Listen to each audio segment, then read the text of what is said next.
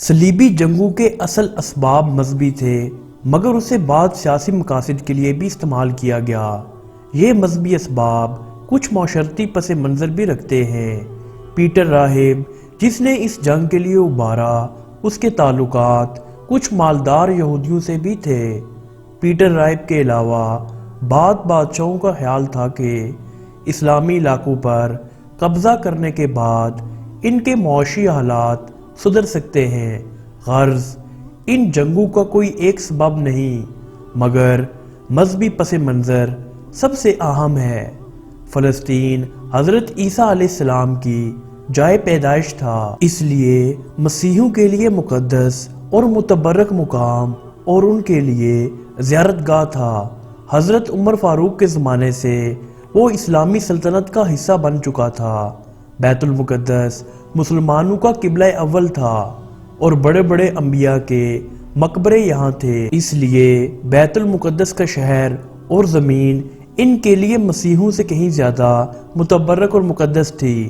مسلمانوں نے متبرک مقامات کی ہمیشہ حفاظت کی، چنانچہ غیر مسلم زائرین جب اپنے مقدس مقامات کی زیارت کے لیے یہاں آتے تو مسلم حکومتیں انہیں ہر طرح کی سہولتیں پہنچاتی۔ ان کے گرجے اور خانقاہیں ہر قسم کی پابندیوں سے آزاد تھے۔ حکومت نے انہیں اعلیٰ منصب پر فائز کر رکھا تھا، لیکن خلافت اسلامیہ کے زوال اور انتشار کے دور میں ان زائرین نے اس سے فائدہ اٹھانے کی کوششیں کی۔ ان کی تنگ نظری اور تعصب کی بدولت مسلمانوں اور مسیحیوں میں چھوٹی چھوٹی جھڑپیں ہونا شروع ہو گئیں۔ یہ جاہل اور متعصب زائر جب واپس جاتے تو مسلمانوں کی زیادتیوں کے فرضی افسانے گڑھ کر اہل یورپ کے جذبات کو بھڑکاتے۔ یورپ کے مسیحی پہلے ہی مسلمانوں کے خلاف تھے، اب ان حالات میں ان کے اندر نفرت و حقارت کے جذبات نے مزید تقویت پائی۔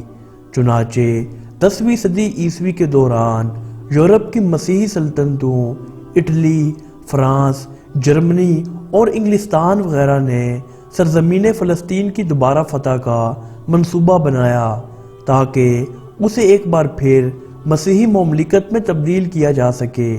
اس دوران سارے یورپ میں ایک افواہ بے حد مقبول ہو گئی کہ حضرت عیسیٰ علیہ السلام دوبارہ نزول فرما کر مسیحیوں کے تمام مصائب کا خاتمہ کریں گے، لیکن ان کا نزول اسی وقت ہوگا جب یروشلم کا مقدس شہر مسلمانوں کے قبضے سے آزاد کرا لیا جائے۔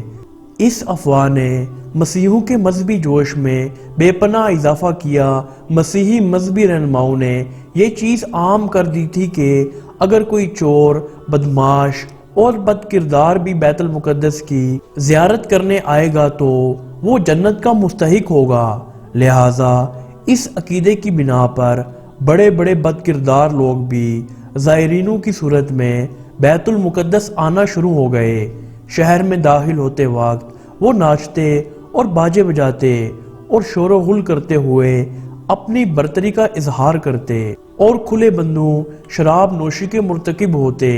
چنانچہ زائرین کی ان نازیبا حرکات اور ان کی سیاہکاریوں، بد نظمی اور امن سوز سرگرمیوں کی وجہ سے ان پر کچھ اخلاقی پابندیاں لگا دی گئیں، لیکن ان زائرین نے واپس جا کر مسلمانوں کی زیادتیوں کے من گڑت افسانے لوگوں کو سنانے شروع کر دیے تاکہ ان کے مذہبی جذبات کو ابھارا جا سکے۔ اسلامی دنیا کی خوشحالی اور دولت و ثروت کے چرچے یورپ میں عام تھے۔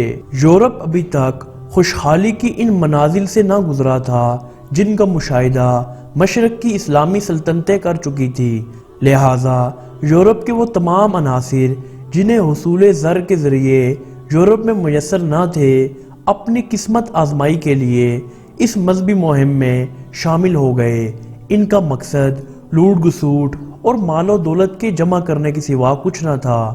اس کی تصدیق صلیبیوں کے اس طرز عمل سے ہوتی ہے جو انہوں نے ہنگری سے گزرتے ہوئے وہاں کے مسیحی باشندوں کے ساتھ روا رکھا۔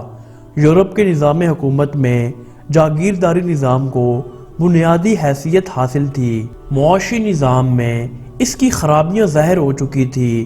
دولت کے تمام ذرائع پر امراء اہل کلیسا اور جاگیرداروں کا قبضہ تھا۔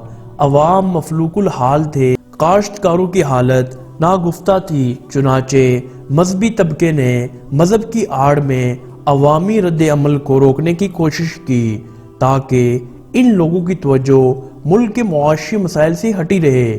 اس کے علاوہ قانون وراثت کے تحت محروم افراد نے بھی محض دولت زیادہ جمع کرنے کی خواہش کے تحت اس کو ہوا دی۔ گویا ان مذہبی رہنماؤں نے اپنی عیاشانہ زندگی کو چھپانے کی خاطر عوام کی توجہ ان معاشرتی برائیوں سے ہٹانے کی کوشش کی۔ پوپ چونکہ مذہبی کلیسا کا روحانی پیشوا تھا، اس لیے اس نے مختلف فرقوں کی ایک کونسل بلائی اور اس کے سامنے مسلمانوں کے خلاف جنگ کا اعلان کر دیا۔